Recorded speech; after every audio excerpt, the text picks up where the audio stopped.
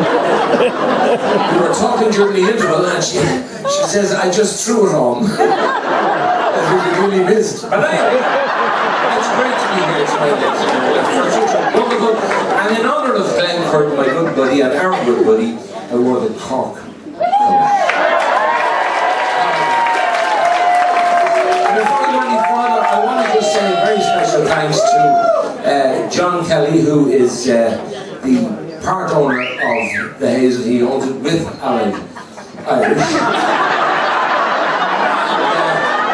John has done a fantastic job. He is a wonderful guy, fellas. It's great to see John back in his clothing. And my good friend Gertie Byrne, ladies and gentlemen, the lady who, she's the Iron Lady, and it was her idea to have us. And she begged, she asked me if I come along here with everybody else. And I can always tell by the enthusiasm how long I'd be on. To finish off now. There's a wonderful Gaelic player here tonight, ladies and gentlemen, and well, he went on to soccer stardom, and that's the great Melvin. They're here tonight, and as far as I know, I think his mum and dad and sister are here, and his dad actually won an All-Ireland medal for Tipperary. That's great. Ladies and gentlemen, first of all, last year, about this time last year, I took a bit of a turn for the worst. And you may have heard about it, because everybody spoke about it. And yeah, I did. I had a bit of a problem, and I ended up in the hospital.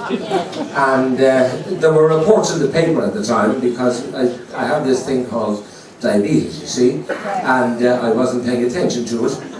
I was working on the apprehension that, or the misapprehension, that if I ate the Mars bar in the dark, and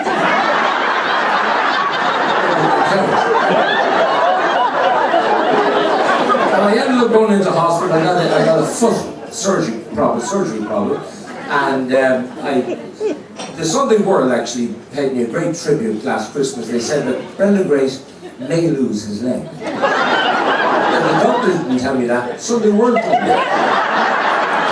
And then the following week in the Independent, the Sunday Independent said that Brendan Grace may lose all his leg. I think he did, I was a spider. Anyway, the good news is, I went into hospital, I had the surgery, and I managed to hold on to both legs.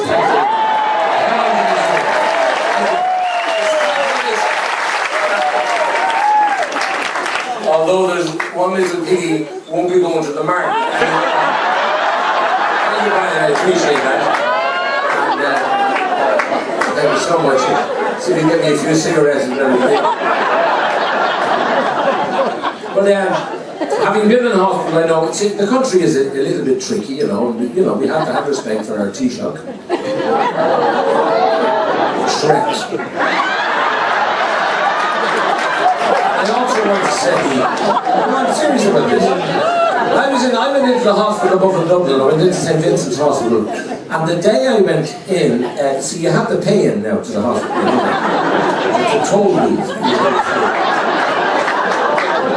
And the nurse came over to me, and the doctor was first, which was nice to know that a doctor meets you in the hospital. A local doctor he was, up in Vincent's in Donnybrook in Dublin. A local doctor, yeah. And he said, "You're very welcome."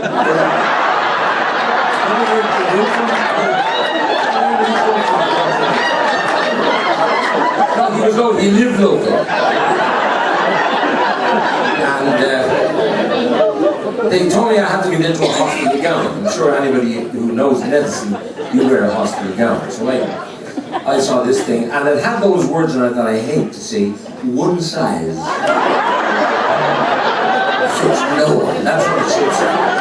And I said to the nurse, I don't think I'm going to get this hospital gown all over my clothes. And she says, well, Mr. Bates, she says, you have to take off everything. And I said, how much? She said, the lot. So I was put into a cubicle, and I get into the hospital gown. Now, when you get into a hospital gown, there's a way of getting into it. You're supposed to open it out. Okay? And the way you're supposed to do it, you're supposed to go backwards. And you put one arm in this way and the other arm in that way. But gobshite here. I put it on like a top coat. And it was open down the front. You're supposed to velcro it. And I had it on in front of it. So I'm walking around the queue for about an hour. And because when I put it on like a top coat that way, I then velcroed it up. So it was totally exposed. It's not a pretty sight. In fact, you have to be over 18 just to look at me. Even from behind. So after about an hour, I said to myself, there's nobody coming back. So I said, I'll go for a stroll. Out into the A&E. That must have been 100 people sitting in the A&E. And I'm walking out totally. As I'm walking out, and I'm used to people looking at me. I've been in show business for 40 years now, almost. And I'm used to people looking at me. But this particular day, I got more attention. And I had no idea, because there's no mirror. I had no idea that it was exposed. And I'm walking around like this, and everybody was looking. And I knew it was something different, because even the partners were looking at me. So these people couldn't recognize my face.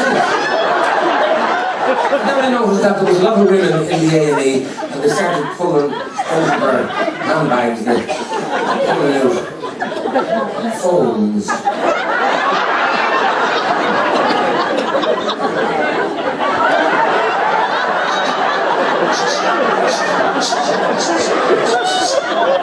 One brazen bitch, I looked at it.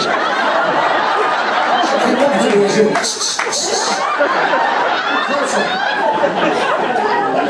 and the tragic part about this, the tragic part about it is that they wanted to do, because of the diabetes, see, you have to do blood tests and urine. So this kind of a foreign nurse came in, and the hospital was crowded. It really was, and it's no reflection on it, but our health minister, I'm sorry, but I have to say it, I have to tell it like it is. I mean, she is ridiculous. She's a minister for health. Oh, well, look.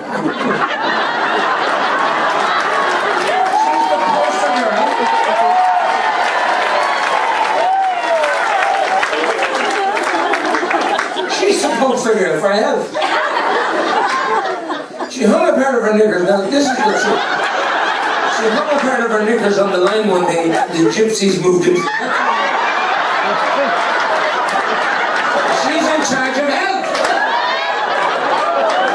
That woman shouldn't be in charge. She should be the minister for transport. She should be in charge of lorries, tractors, JCBs, D9s. She's a parent. She could kickstart the combine harvest. It was fun. I tried to do it.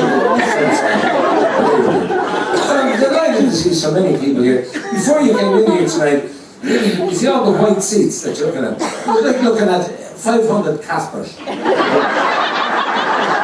The place was full of banshees. But it really is, it's a great joy because, and I have to say, ladies and gentlemen, that Harry, as I would have called Glenn, that was his real name by the way, the Curtin family are here tonight. Glenn's family, so give them all a huge.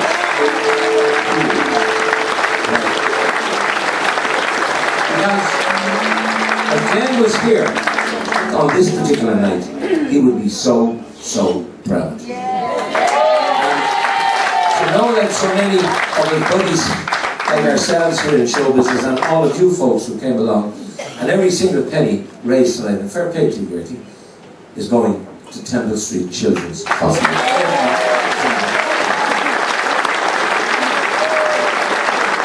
And as a small, can I help you for that today? Thank you.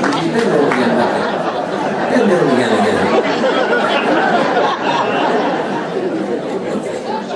As a tribute to Glenn, I'd like to just